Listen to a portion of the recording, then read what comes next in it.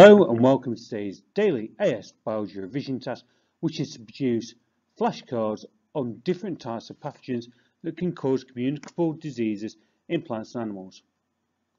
It's worth noting that in the specification it asks you to look at tuberculosis, meningitis, ring rot, HIV, influenza, tobacco mosaic virus, malaria, potato blight, black stickatoa, and ringworm and athlete's foot. Right, the rest of this video we'll just look at a few of these, but not all of them. So tuberculosis is caused by a type of bacteria called Mycobacterium tuberculosis. It is spread when a person with active TB disease in their lungs coughs or sneezes and someone else inhales the expelled droplets.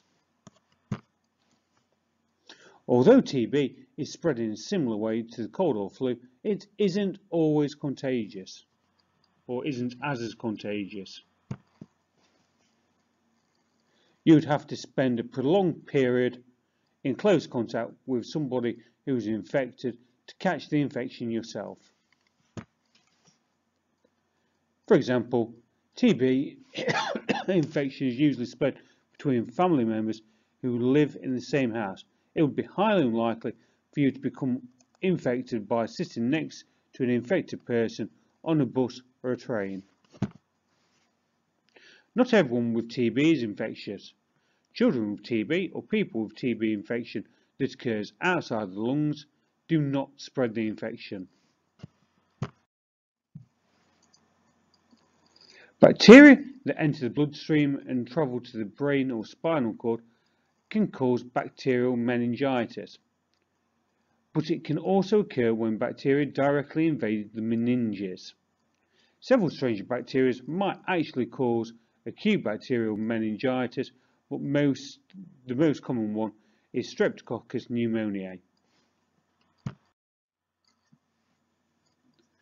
HIV is a virus that attacks the immune system, which is our body's natural defense against illness. The virus destroys a type of white blood cell in the immune system called a T helper cell and makes copies of itself inside these cells.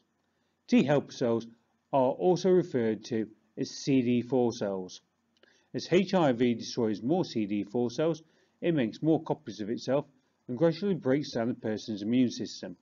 This means that somebody living with HIV who is not receiving treatment will find it harder and harder to fight off other infections caused by other types of pathogens. Hopefully this video should have helped you complete your daily revision task.